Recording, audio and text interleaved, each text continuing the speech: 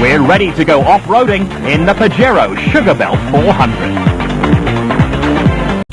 It was that time of year again in KwaZulu-Natal, with all systems go for the most important event on the province's annual motorsport calendar. Now in its 8th year, the Pajero Sugarbelt 400 is one of the most popular events on the national off-road calendar, and was this year the 3rd round of the MSA Off-Road Championship.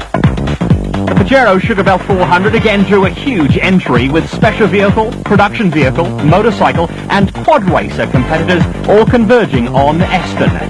Ahead of competitors lay more than 400 kilometers of tough racing, and with car and motorcycle categories enjoying unprecedented support from manufacturers and importers, the competition in the South African Off-Road Championship is cutthroat. The Pajero Mitsubishi 400 was based in Eston, with the course made up of east and west loops of just over 100 kilometers. Competitors had to complete each loop twice.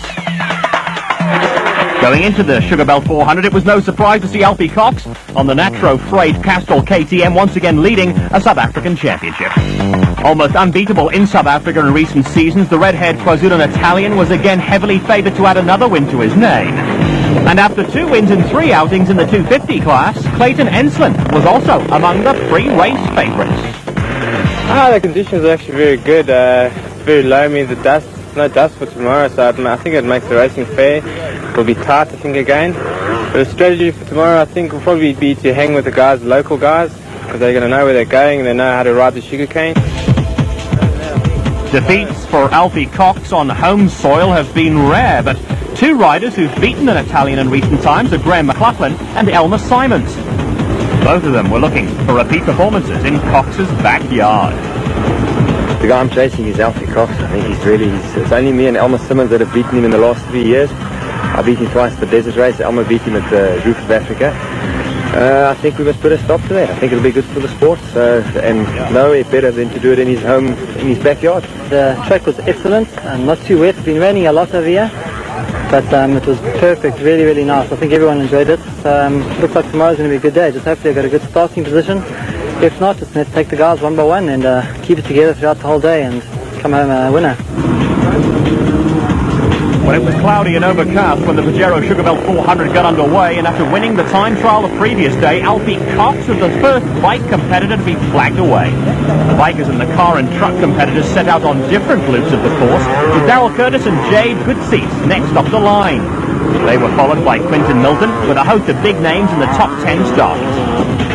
Out on the course, Elmer Simons on the AGA LG Castrol KTM soon made his intentions known and quickly moved ahead of Cox, who was under more pressure from other riders on his tail.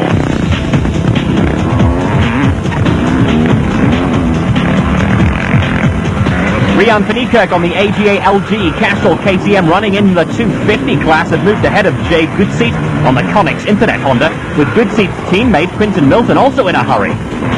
Taking full advantage of local knowledge, Barry Creel, who hails from Escort, had quickly taken charge of the 200 class on a privately entered Kawasaki.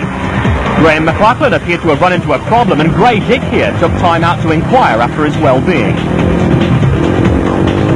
Whatever McLaughlin's problem, it didn't look too serious, and Dick went on his merry way.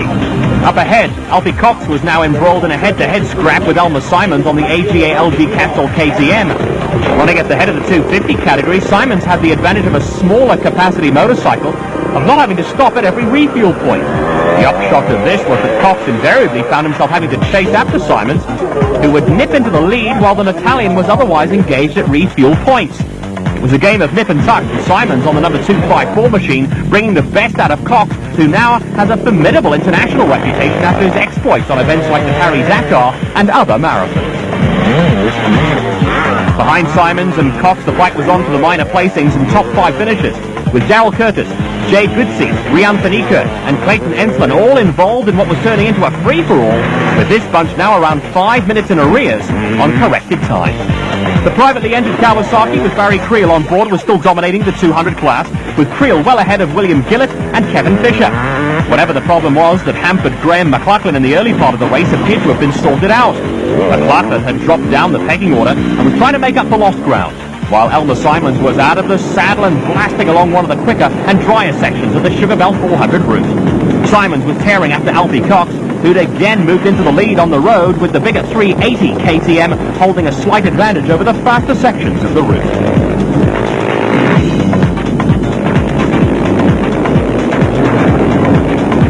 The checkered flag for Alfie Cox at the finish at the Aston Club.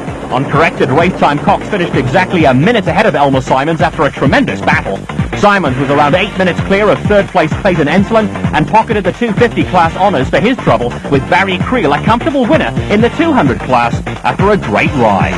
I had to stop at every refuel, and Elmer's been passing every second one, and you know, when you've just worked to take a minute out of the guy, then while you're filling up, he rides past you. You work hard again, get past him again, so I don't think it would have been a close race if I could have gone and done loops without stopping for fuel, but Elmer rode good today, and the last lap I had to pull everything I knew out, and it was a good race. I think the spectators enjoyed it, anxious moments, and we just had good racing, and I've enjoyed it. That's the closest racing I've had in a long time, well, with Alfie at least, the closest racing I've ever had.